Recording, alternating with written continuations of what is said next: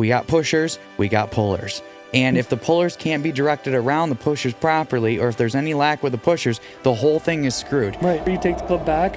Why would you try to fix something where the club's already gone? Like the train's left the station. If you don't have it right here, sorry, you ain't getting to your destination. Like we don't need to just grab this in their palms and just squeeze as hard as they can. That's right. They need to concentrate the squeeze. Concentrate your squeeze. That's it. That's how you can understand how to really make the most out of this training, because there is a lot of benefits to it. Is cloth. Understand that the golf swing is 90% hands and arms. It used to be, like back in the 20s and 30s with Harry Vardon and Henry Cotton and all these guys, they were saying that it was 90% hands and arms. Where did that get lost? Like, why? Why did we lose that? How's it going, everybody? Welcome back to the Cause and Effect podcast, where we introduce the cause and effect relationships that exist in golf in relation to the hand-to-handle-to-club relationships.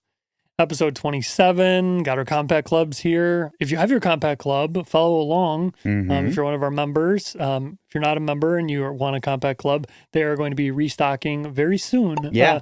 We've released a bunch of stuff on social media. You can join the wait list. Our second drop is coming very soon. So we got a ton of people excited about this thing. We've been getting a lot of good feedback too. People they'll take pictures of like sitting on their couch. Yeah. And you said something about some guy's wife the other night that like his wife was like, like, shout out Steve. It's like, I can't stand it that my husband's like grabbing this every commercial break, but at the same time, he's so happy. Like, I'm kind of cool with that. I'm kind of cool with that. Yeah. I don't have to listen to him like go crazy about his golf game. So like, honey, I love you, but like go sit in the chair. And she's like, all right, as long as he's not going to be going crazy. And so, yeah. Yeah, imagine like they're like cuddling and then you're just like sitting here like whack, hit her upside the head or something. It's like, whoops, sorry. It's in the disclaimer. It's in the disclaimer. Yeah. No hitting objects. We actually hit a ball with this the other day. I'm actually going to test it. I'll have to release that footage. Definitely. Just like a blooper. Like, do not hit real balls with your compact club once you get it. Maybe like you can hit a little. We're gonna beef it. We're gonna like kind of beefing it up a little bit, but still like it's still not meant to hit a golf ball. It's more for just the visual training purposes of realizing that if you take your club head and instead of it being the normal distance, even if it's a sand wedge or the shortest club in your bag, like the distance by being shorter gives you a better visual and understanding of the hand to handle to face relationship. Right, which is what we're all about. And that's kind of like it. The theme of this podcast is really, and let's just jump right into it. Because they had a week off from us. We had our storm last week that kind of threw a wrench in the operation. Right. Jonathan lost power, so the studio's here at Jonathan's, so that kind of threw a wrench in that. Our other business partner, Jeff, lost power for I think like 4 or 5 days. Right. So we're back at it this week. And we're ready to start talking about the swing again. Taking a week off, we've really kind of structured this episode really good. We got some exciting stuff we're going to talk about in this episode. We're going to talk a lot about kind of the most common faults we see with people creating the connection to the golf club and how that connection being the way it is improperly is affecting like what's going on in swing. So we're going to talk about that. Yep. We got some cool stuff with our new segment that we're launching called Test Drive, which is our kind of you send us training aids. We have these companies that reach out to us and want us to test out their products. So and we have Pinch Perfect. Yeah, and Pinch Perfect, exactly, which is really just kind of our new segment where we're going to analyze the tour players' grips and really just talk about, do they have like perfect claws? If they do, like this is why they're doing what they're doing in swing. Right. If they don't, this is what they're doing in swing, things like that. That's right. A lot of exciting stuff planned in this episode. We're just going to jump right into it though, because I'm ready to talk about the functional unit. You've heard us talk about this a lot, which is really just creating like the best unit of your hands to the handle to be able to control the club properly, right? And with our process that we go through with the 3-point process, like you've heard us talk about all the time, we've made it really easy for you to get that proper connection. And that's why we like the compact club, like you said. Like it makes it easier for you to get like right here. Like, instead of like a training that's trying to like a ball between your arms or something, trying to squeeze this way. It's like, this is just a shorter version of the club. Yes. And it's like, that's the best train aid because it just, the benefits to it. It's like, we have to realize that if you are using a certain type of train aid to kind of, in a sense, learn a certain aspect, like one thing of the swing, like keeping the squeeze between, what happens when it goes away? Right. Like, what's your realistic, like, idea of like what's going to happen when you get on the golf course and you go to grip your actual golf club. Are you just going to imagine that ball squeezing between your arms? It's like, okay, that still might be helpful. It will. But there's more to it than that. Yeah, and way more. It's all affected by the hand to handle relationship. Yes, exactly. So if we understand that better, then we don't have to really worry so much about these like masking aids. And the handle is probably like one of the most misunderstood things in golf, right? That's right. It's like, this is we talk about this being like the brain or like the control center. Nobody is really like understanding like what the handle's role is, the importance of getting the proper connection to it, and then how that getting that proper connection is going to allow you to control the plane and control the ball flight. And we talk about like a 4-for-1 special, right? Like you get the proper connection, like you're getting the ability to control the club, the plane, the ball flight, and the body. So 4-for-1 special. Who doesn't want that? So, so we're going to talk about the most common things that people are messing up when it comes to creating this proper connection to the handle, and then what that's affecting, like in the fixes of that. So it's like we got the faults, we got the effects, we got the fixes, and the effects of those fixes. So boom, let's jump into it. The biggest mistakes that people are making right off the bat when it comes to creating the proper connection to the club is how they're concentrating the pressures. That's right. Right? Like, let's just talk about that a little bit. So when I commonly would see people try to put their hands on the club, they would do it with the club head on the ground. Right. So they didn't have to support the weight of the club head or anything, and their arms would be bent. They're in on or too much, and it was like causing more problems than benefits in a sense, right? So by getting the club vertical like this, all of a sudden we have to, when we're telling it like in our claw videos, that you want locked elbows straight away because it gives you the best support. The second thing that people are like kind of faulting at is they don't have proper pinches and finger and hand extension. That's number 3. Okay. So when we talk like I'm saying that like kind of together only because pinches and finger and hand extension kind of go together as one. Yes. Okay. So, and what we talk about is you got pinches, inner parts of the thumbs to the inside parts of the index fingers. No lobster claws over here. No. and then when we flex the fingertips away from like the palms, okay, from the locked elbow position, that is like the foundation for the functional unit and the placement and control against the handle throughout the swing. Correct. So because it's activating the like back parts of the hands and the inside parts of the hands, what we call the knuckle pads. Correct. So now you can concentrate the pressures. So when we think about it, if we get these basic few things correct, the club's out vertical, we have locked elbows, proper pinches, and proper finger and hand extension placement on the club, we are really allowing, like we've pre-activated what we're going to do in the swing, like the points that we need to use. And so when we look at all the faults that people have with understanding like the importance of the handle, common problems of like the elbows not being properly extended, you know, and then in the swing, we also see that as the effect, right, of the arms not properly working with the lead arm and the trail arm. And then we also see that happening like as an effect with like chicken wing when you come through. So, but if we understand just the base idea of just setting up to the club properly, placing our claws on the club properly, then we are giving ourselves a chance to actually utilize these things that are just, again, needing to be pre-activated. But if you don't have the proper connection to the club with what we're talking about, then the chance of you doing what we're talking about is really slim to none. So it's like people in golf, what we've seen over the years is that because of an improper placement and proper understanding of like the basic keys, they're trying to then figure out, why is my club doing this in the swing? Why is my body doing this in the swing? And it's really all comes down to getting the basics right with the first step. And then we can eliminate or minimize the chance of having that happen. Right. And it's just the biggest thing that we are seeing wrong too is that when people are setting up to the ball, because they're not kind of like we always recommend, like gripping the club basically with it straight out away from you, vertical, because it allows you to concentrate how you're pushing, like when Jonathan's saying, like pinch, extend the fingers, extend the wrists. Now you basically, like if you almost had like a flat like plate right here, you're just pushing like right through that plate, and that's allowing you to create the proper connection with those pads to the handle without even curling your fingertips, just pushing against it to create the connection, right?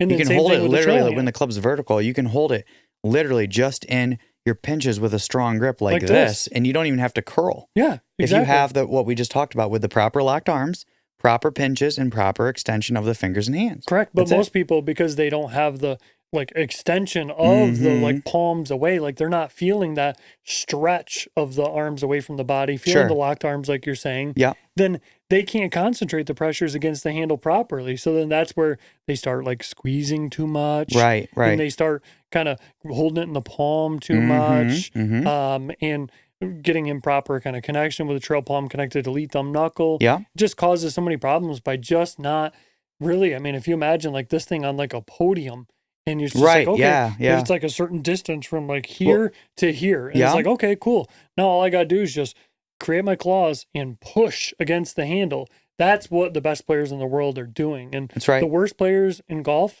are gripping with the club way too close to them, pointing down here, arms separated away. And then now they're starting behind the 8 ball because they're not activating the proper pressures in the setup to be able to do what they need to do in swing properly. And let's say, for instance, there's that one of like a million that has good pinches. Like they have the pinches, they have the finger extension, everything, but they don't have their arms extended away, right? Yeah. So the problem with this is that if your arms aren't extended, you don't have the ability or understanding of what the role of each hand and arm are in the swing. The reason we're doing the locked arm is because the lead arm serves as a pivot point for the trail hand and arm to work around throughout the swing. And the trail arm is the only arm that really, in a sense, should be bending. So it's like if we're starting with both arms bent, well, hey, the one like the lead hands and arm are over here like, well, I'm supposed to stay locked to control how you work around me so that we have a consistent distance of the club away from the body, especially when we go to strike the golf ball consistently, right? Because if there's any bending, that's going to directly influence how the like the ball is going to strike the face, right? Correct. So it's just really important that like the process we're walking you guys through is just so important. We can't stress this enough. Right. And we've seen this happening for so long, but once we started like really understanding like, okay, where are people really like messing up? This is where it's at. And so, I'm messing up too. Well, like, right. We saw this the other day. Ethan was saying constantly, he's like, once you like really emphasize this to me the other day, he's like, this is exactly what I've been missing because I'm not activating my pressure points 100%. Like I knew kind of what I wanted to do, but I didn't feel it 100%. Like, That's the thing. Is that my claws are activated, but if you imagine like when you activate your claws, if you get like laser beams shooting like out of like your pads, and then you see like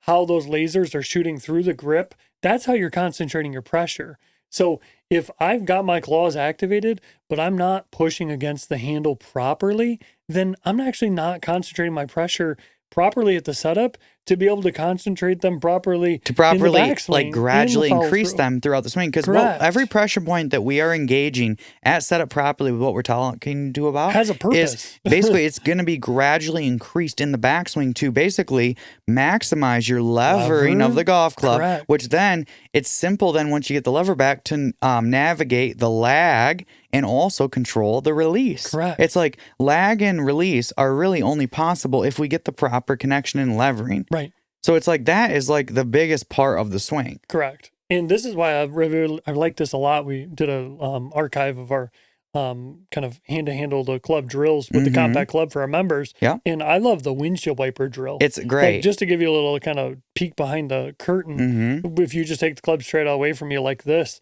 and you really just feel like my pinky pad of my lead hand is just pushing straight out away, and my lead thumb is like pulling back at me.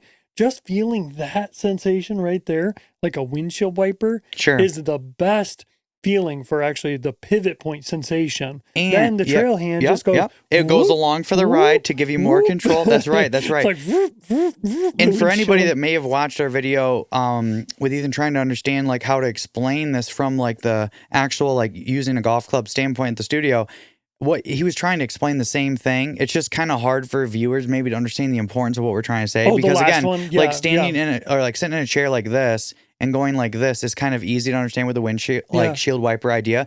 All he's trying to say is you go 45 down with the fingers. And it's the exact same windshield wiper. It's just a different effect. When the club's vertical, this is easier to understand as a windshield wiper effect, which is like the gear effect from the takeaway.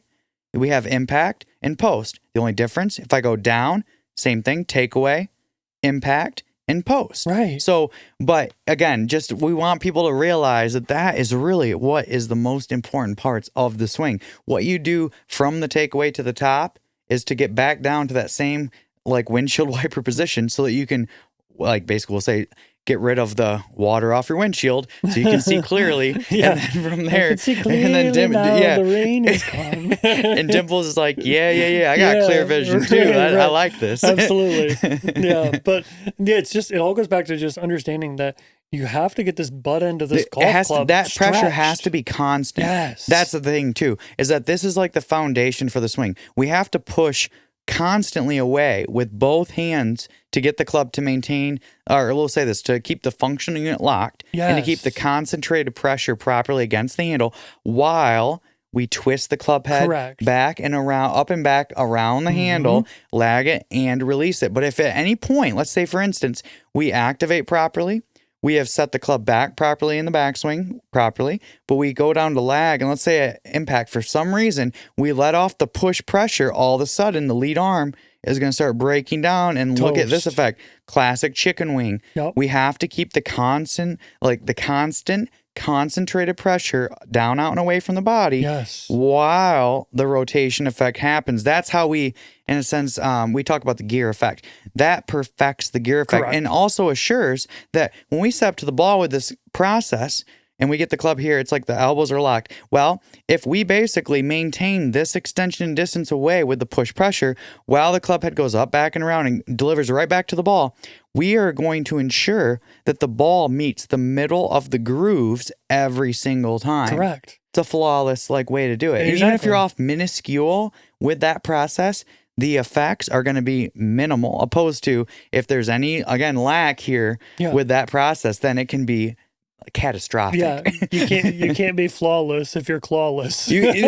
I love it. I love that. That's good. But really, I mean, that's what we talk about when you hear us talk about like tautness and things like that. That's why we like that gravity fit training aid, because it's like that stretch feeling. We did that with that backpack, and we got a couple cool things. But real quick though, those are the effects from this. Correct. So that's where, again, when we come up, we're not bashing anybody. We're just saying that when it comes to train aids, we're going to always deliver something that's more of the idea of what's realistically the benefits, or the key benefits, not more of a masking idea of the effects. Yes. Correct. Because the effects, again, should always be harnessed and controlled right here, and everything around that's good, but this is what we're trying to train, because that's what matters most. Compact club. That's right. It's the best way, really, exactly, to understand things. It's like if the handle was on a podium and he's just looking at you like, hey buddy, look at me in the eyes. This is what you're screwing up. You're not pushing here. You're not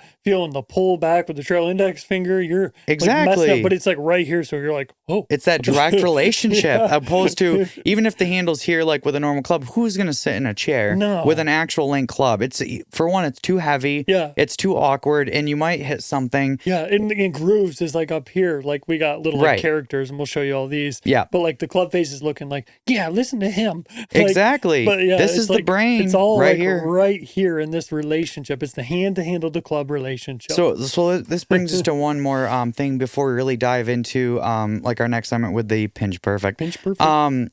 Is just really understanding, when we think about what are people really messing up the most with this whole thing, again, it's the idea of the connection to the handle with this proper placement, and then how to use it, and that understanding, because the handle is just overlooked because people are always trying to concentrate the attention of what the club face is doing. Or, for instance, if we look at in the backswing, a classic drill I've always heard about is the L to L. So when the lead arm's parallel to the ground and the shaft is vertical, there should be created an L position, right? Yes. The problem is in common golf instruction is that they're explaining this position, or they're showing the position, but they're not actually explaining what's going on to create it.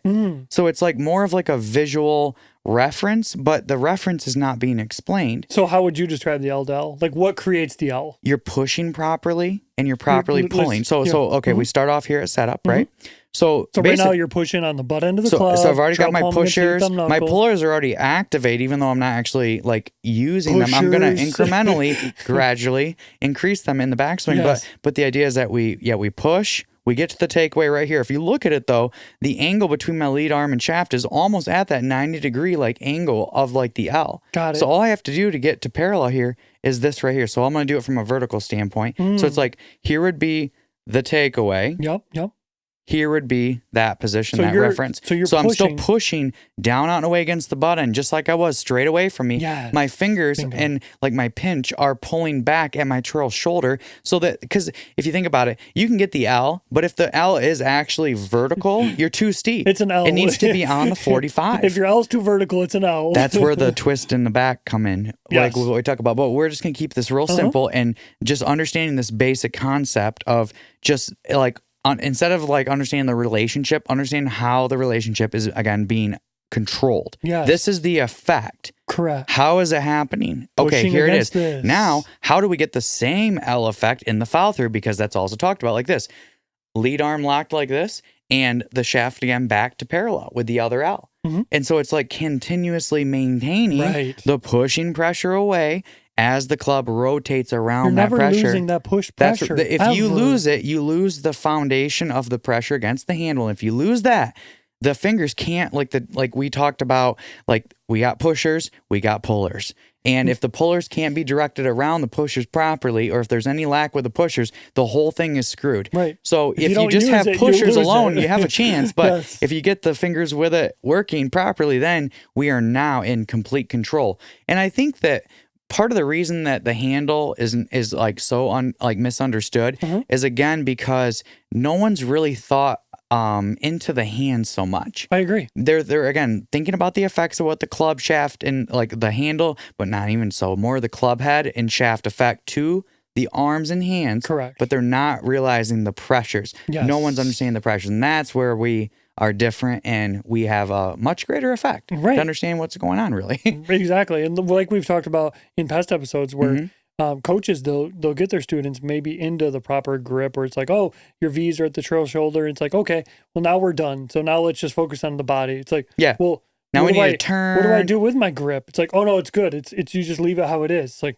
really? It's like, why are we trying to think about what this is doing by itself without understanding the influence of what the hands and arms doing to the club? Because like the sternum and the body are more of an effect from what's going on with the pressures concentrating against the handle, because our hands and arms are connected to our shoulders. So when we Yes. think of the upper half of our body, it's really 100% controlled by the hand to handle to club Right. relationship. It's like, well, wouldn't you love to have like the perfect body movements, the rotations, the tilts, Exactly. everything by just focusing on your hands? Because that's what we're talking about. So people are always trying to think about how to create a centered rotation and to properly tilt the shoulders. And for our viewers that may not understand what tilt means, it's how the trail shoulder works above the lead shoulder. And then with turn, it's how the trail shoulder works around the lead shoulder. Correct. So we have two different directions, but what really controls it is how the lead hand works relative to the trail hand. So if the lead hand's doing what it needs to and stays in proper extension, and the trail arm properly goes from being slightly bent at address,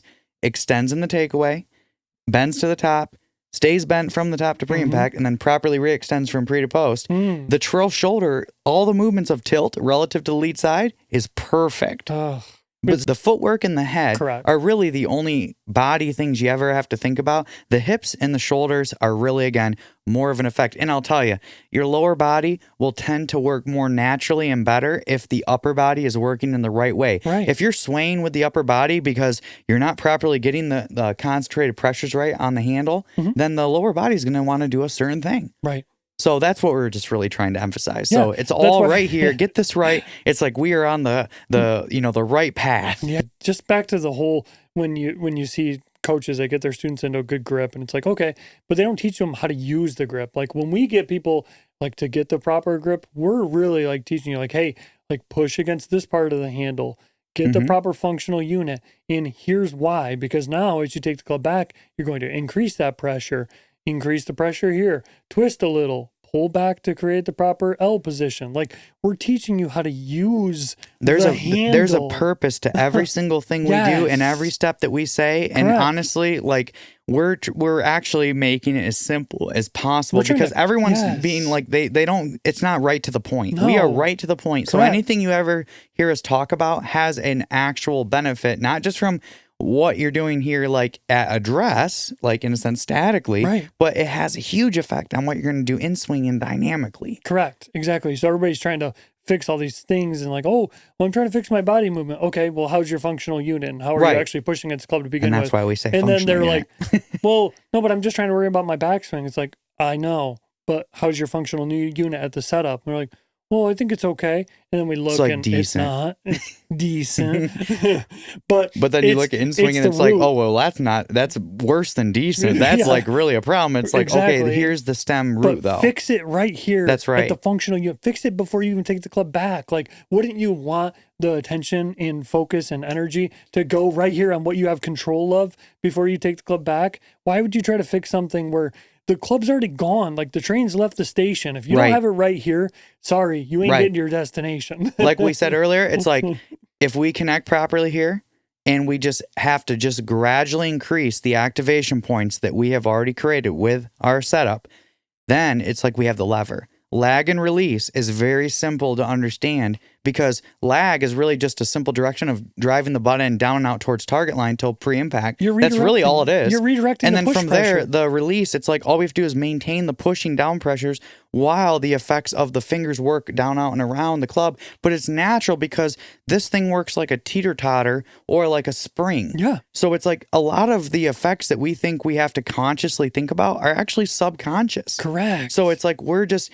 again, if you just get the setup right and the proper lever, you are like 95% of the way there. Yes. You lag a little bit, you're at like 98. And then if you just maintain, we're 100%. Yeah, like stop worrying about all the wrong stuff. Like, right. You've seen all these people talk about like, oh, like vertical ground reaction forces. Oh, and gosh. Jumping into Terminologies that don't even and make sense. It's like that you can just simplify your life. You can get better at golf faster if you just focus on getting the proper connection to the handle, concentrate your pressure properly at the address position to create the functional unit, then use that functional unit by concentrating those same pressures in the proper way to create the proper lever, lag, and release. So that all of our followers can get the 4-to-1 special where we concentrate the proper pressures here and activate them at setup. So we got the proper handle. Then the club face can do what it needs to.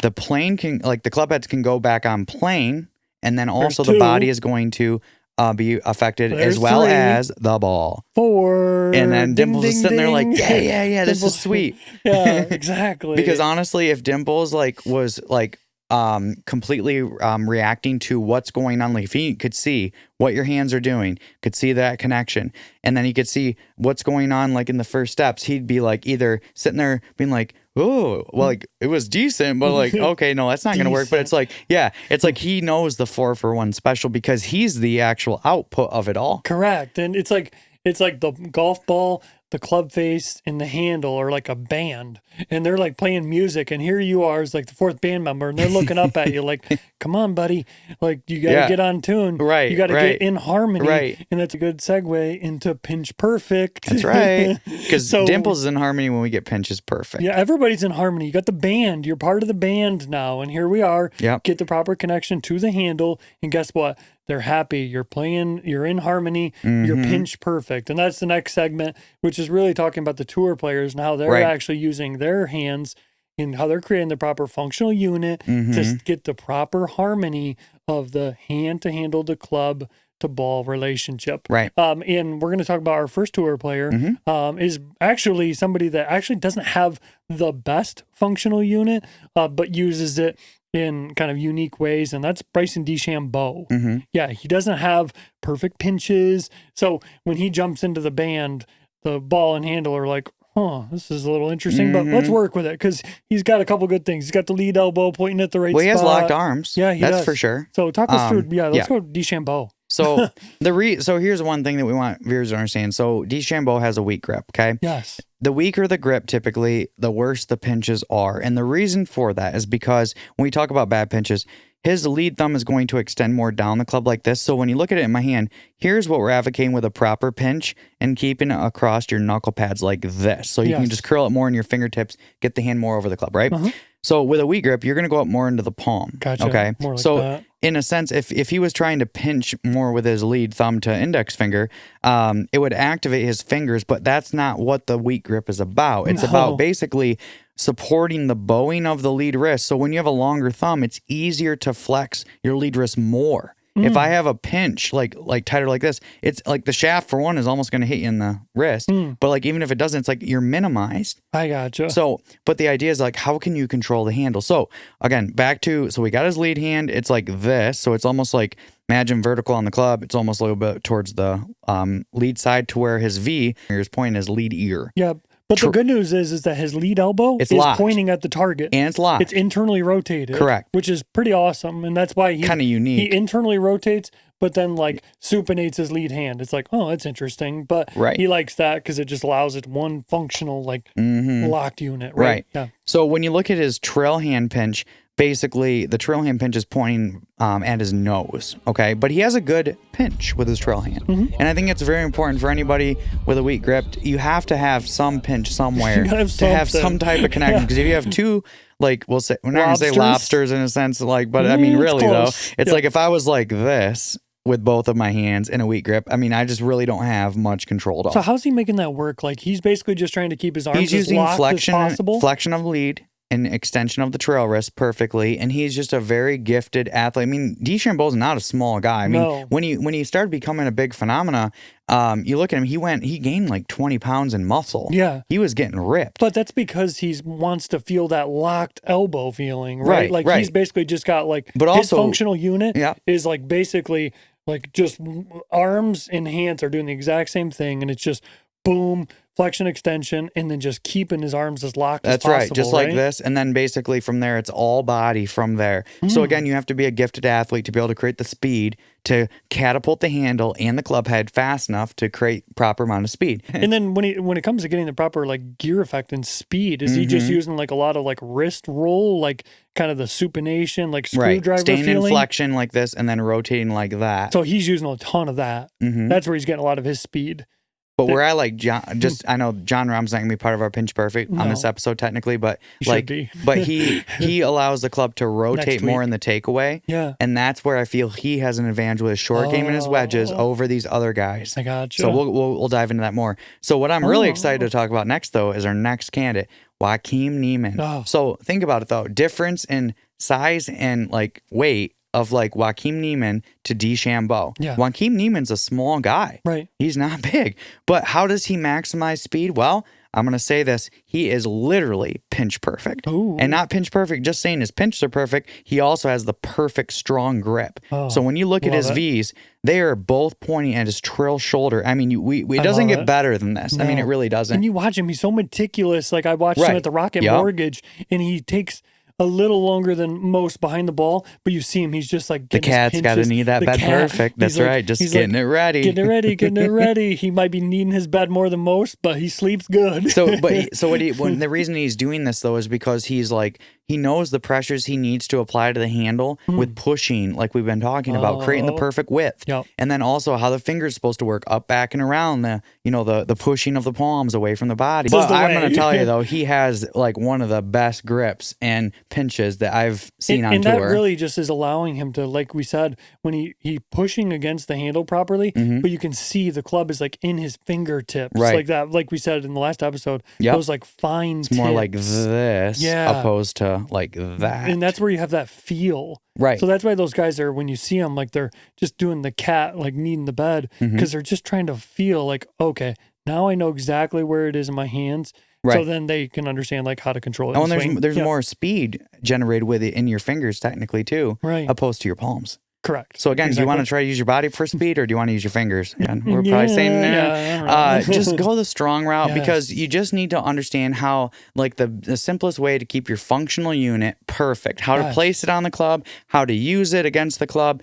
The process we talk about is literally the flawless way to utilize the strong grip, and you're maximizing your hand and arm and speed rotation opposed to, again, trying to figure out how to move your body faster. Because again, if this club was attached to my sternum and I said, how fast can I move this?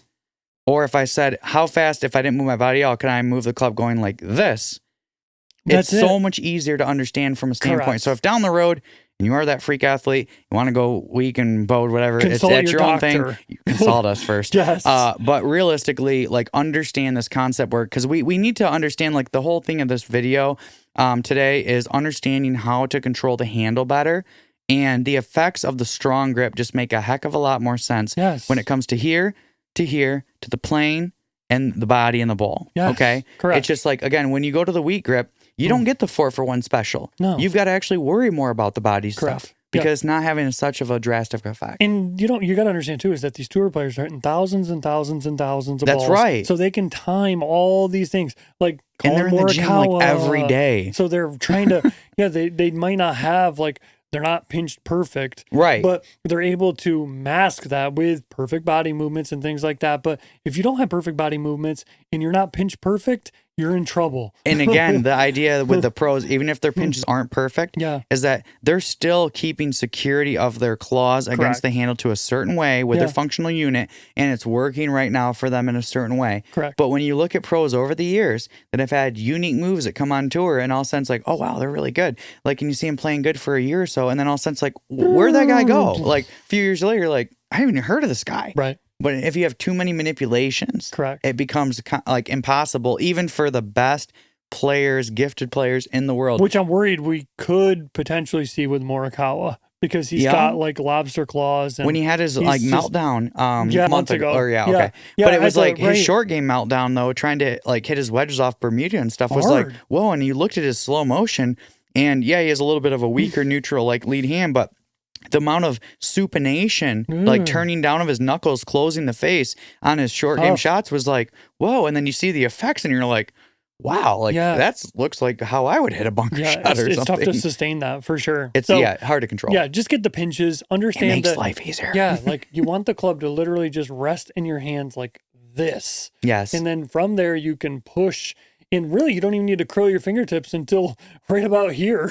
Right. Because then that's when you actually need to take it back. Honest, the only time you need to curl your fingertips is in the downswing. Oh, really? Yeah. Oh, yeah. You can literally just push and twist and everything to the top. And then in the downswing, you really could almost go to pre-impact, to be honest, and get the club to here. And then you want to curl because of the when we like the handle slows down, like we talked about the butt end stopping inside of the lead leg to catapult the release of the club head. Yeah. We need that to maintain security, because if we were like this and all that club like shaft is kicking, it's like it might fly out of your hands. Yeah. But if we got the curls just to hold it in there, it's like that's it. Yeah, because like we talked in the last episode, like if you curl your fingertips, that's what's basically like sinking the pads into the handle. Like the hand, like the cylinder. It's like the holster. Right, exactly. So and it's cool that people are starting to talk more about like grip pressure and things like this. And this is a good segue into our next segment, which is Test Drive. Yes. Test Drive is our segment we're going to be doing every week where somebody sends us like the latest training aid or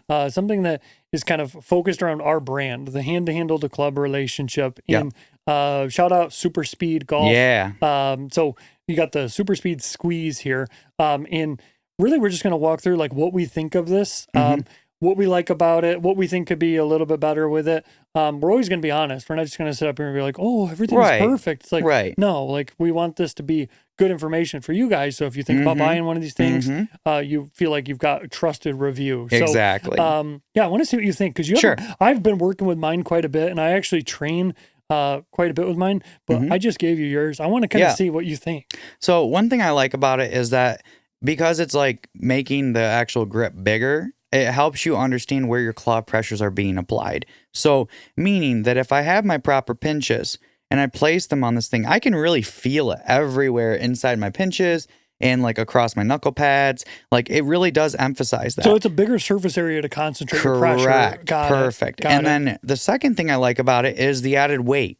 I put this on my real club the other day and swung it. And I swung it and I was like, wow, I like the extra handle weight because it helps me to feel the natural pushing down out and away against the handle. Got it. So that was also a big something benefit for your claws to like push against. Yeah, for and sure. I like it. I've actually been doing this exercise where I'll take it and I'll actually just do like what we're talking about with the finger extension and getting it like in my little like holster. It's hard to get the holster because it's a little bigger for my my holsters are like, we're not used to something this big. But it's real. I've been doing this drill where I take it and I like push my pads against it and flex my fingertips back. It's a better placement, like easier to do the finger extension drill. How's that? Exactly. The pinches finger and finger drill. extension. Very good for that. Exactly. Very it's really good for that. And it's a little extra heavy, so you have to really keep those pinches is good. I will say though, like this thing is a workout though. But Yeah. what we don't want people to do though, and that's kind of the things that we really aren't a huge fan of with it, is that we really want people to understand that just because it's bigger and it's titled squeeze, don't just grab it. So we're like not, yeah, this. I mean, here's the thing is that, if you grip this thing, it's like most people don't understand the proper pinches and and to the proper concentrate claws. the pressure. Right. Correct. So if we were naturally going to grip this like with a weak grip, because that kind of would make more common sense to most people if they didn't like understand DeChambeau. this. Exactly. DeChambeau used a big you would grip. grip it on the sides like this more and then try to squeeze your elbows against it like this, thinking, oh, that's it. Right. But the problem is that this might help you with understanding how you're concentrating pressure against the sides of the handle, but it's not really beneficial when you actually go to grip your club because this grip is not going to be that big. And if we're taking this size grip and going like this, we're in trouble. It's like, well, first off, you can see what's going on with the elbows here. But even if we had the elbows like locked out and we were trying to do this, we just have to still understand that it has to be a concentrated squeeze. It can't just be a squeeze throughout that's not understood. Correct. So people don't need to just grab this in their palms and just squeeze as hard as they can. That's right. They need to concentrate the squeeze. Concentrate your squeeze. That's it. That's how you can understand how to really make the most out of this training because there is a lot of benefits. There's a ton of benefits. A lot of it. We want to do like some videos with this thing. Like we think that we could really help people use this product because it's cool that people are starting to realize like, oh, wow, the hands are really important for creating speed, like super speed golf. They're not going to put their name and brand on something that doesn't have anything to do with speed. So we really like that people are starting to kind of have this awareness and educate everybody. Right. We just want them to like be careful because if the average person sees this and they think squeeze, they're just going to go, oh, cool. I'm just going to grab it like you said. And then not even if you just have it where you didn't have the arms like apart like this, you just had it straight out away and just swung it, squeezing as tight as you can. Then you've got basically lobster claws. Right. And then that's going to put a little bit too much tension in your arms, which is actually going to sometimes inhibit your ability to get the proper lever, lag, and release, which is where speed comes in. So it's really important when you use this that you concentrate that squeeze properly so you actually get the proper speed benefits out of it. And one last thing, the final thing with this that I like this a lot of it is that I like the ribbing to it here because if you get the proper pinches, it gives you, it's like alligator skin or like snake skin almost. Like something you can feel some friction, like that'll actually hold it in your pinches and your claws if you get them right. So it's like another added benefit if you do the right grip. Correct. It just keeps it in there like it's not going to go anywhere. It's like sandpaper almost. Yes. But you do need proper guidance of how to use this. You need 100%. You need like a good set of videos or drills. Don't just I wouldn't recommend like the average person just grabbing it and squeezing as hard as you can. Right. It will increase your hand strength, but whether or not that's actually effective with how you're actually going to use your hands in the swing, like I think you should train with how you're actually going to concentrate the pressures against your own handle in your golf swing. So if you're just squeezing your club as hard as you can, okay, when you grab your golf club, if you try to kind of have those same principles, I don't think you're going to have the best effect of creating speed. Well, and the reason that they brought this trend out is that they proved that the best golfers in the world and also long drivers had the highest concentrated pressure against the handle. Correct. PGA Tour pros were a little bit less for the average guy.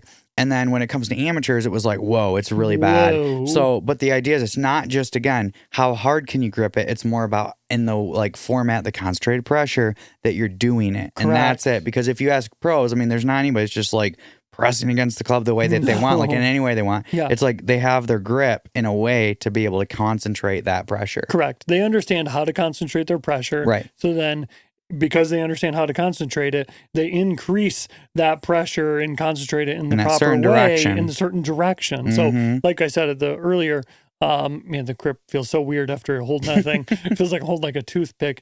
But if you imagine those laser beams, it's like, oh, cool. Now I know that's where the laser beams need to be. Boom, push. And it's like, oh, okay, that's where laser beams need to be on the backswing. Now I can really push even harder with that. And that'll like increase like the frequency of that like laser beam, like the brightness and like how hard it's shooting out. But it's again all about concentrated pressure. So concentrated squeeze, super speed, shout out. Thanks for sending this to us. Yeah, we think it's a really cool tool. Awesome. So I'm excited to do a test drive segment. So every week people are going to be sending us stuff and we're just going to review it and give you guys some good information. I think we had a hot take segment that we were going to do about speed. And I want to talk about that because I'm really excited to talk about that. And it really has a lot to do with how What's going on people with the think- handle and club head? Yeah, exactly. Hand-to-handle to face relationship. So everybody thinks that to create speed, you need to accelerate your body and accelerate the handle together and as fast as possible. And we're here to tell you that that's false. Right. You actually create speed by decelerating the handle in the body to catapult the club head. That's the hot take. So here's an interesting thing. When you look at tour players, I'm just going to go to the pre-impact position butt end at the inside of my lead leg, okay? I'm going to hold it like this. So I have seen, when it comes to mine, like Rory, Charles Schwartzel, like some of these players that get the most amount of like lower body opening, like, you know, from like at this position. Yeah. But from right here, the lower body stalls and actually starts to go backwards. Don't worry about how to think about this, okay? Wrap around, honestly. No. But the idea is that if I've opened up my body as much as I can and I'm holding this lever, the butt end of the club cannot just keep going because the club head's not going to release and there's no like gear effect speed. Also, the contact to the club face is going to be affected. So what these players are doing is they get open with the lower body like that, holding this back, which is by getting the club here and like when you open up the lower body, keeping the club at pre-impact properly, it's keeping the upper body in proper tilt and preventing the trail shoulder from like coming over and around like the over the top move. Yes. But from here, they're allowing the club head to go down, out, and around of the hand. So when the butt end of the club is outside lead leg, it's approximately like a foot outside. But but I mean, this like the club head has to work with the windshield wiper the whole way. The club head's moving very far, but the handle's not. And so what's happening again is when they open up their lower body like they're doing, basically as the club is releasing around, the lower body in a sense with the trail legs almost going backwards to help catapult the club head like faster. If they got to here and they just kept turning, the club head again would never come around. You're lacking speed, control, and contact. So a lot of people don't understand that kind of holding that back to the target, holding that trail side back is a really great way to create that gear effect that you're talking about. But if they're thinking like, oh, just get my belt buckle facing the target, get my chest at the target. Right. You don't have... You're not thinking like about what's going on here, and that's not which like is going to work. And usually like the head tilt, the neck tilt is a big thing with that too, because you can decelerate your body just by using your head properly, which we teach our students a lot. And I can tell you from my own standpoint, I'm doing wrong. I always make sure that I'm letting the club head pass my body and get to post impact with the parameters we talked about with like the third parallel. Down the line,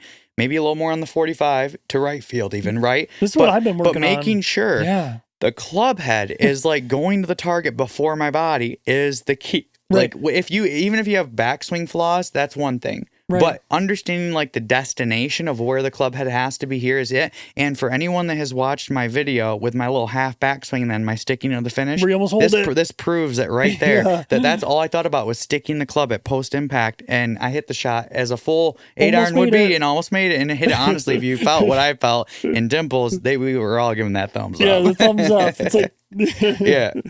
But the big thing is that a lot of people just need to understand that you have to let the handle stop almost. Like you're still pushing against it. You're pushing down on the way. Applied are a lot. But when that trail arm goes from bent to straight, that catapults that club head. But for the average person that thinks about using just their body and keep the handle moving, that trail arm's staying bent. So understand one thing. I know sitting in the chair and typical, it's like really hard to understand like what the shaft's doing. Yeah. But you have to realize that when you lever the club head back to the top, if you've done that properly, and you're lagging the club head back, the shaft is actually like the club head's bending back at me. It's the like shaft is blowing. bending. Yeah. It's going to stay that way to pre-impact right here. Yeah. But from parallel to the ground to impact, the club head, instead of being levered up and back and like bent this way, is now going to start snapping back down. Correct. So if we get basically keep turning and the handle doesn't stop, it's like this natural lever effect we have is going to be catapulted in a, like, we'll just say, even if it's minuscule and proper like direction, it's still going to be a catastrophe, or it's going to just, you're lacking speed. Yes. So it's like utilize the way that the shaft actually is made to work with this bending that it has, and the like maintain it. And then from again pre-impact to post, if we keep pushing,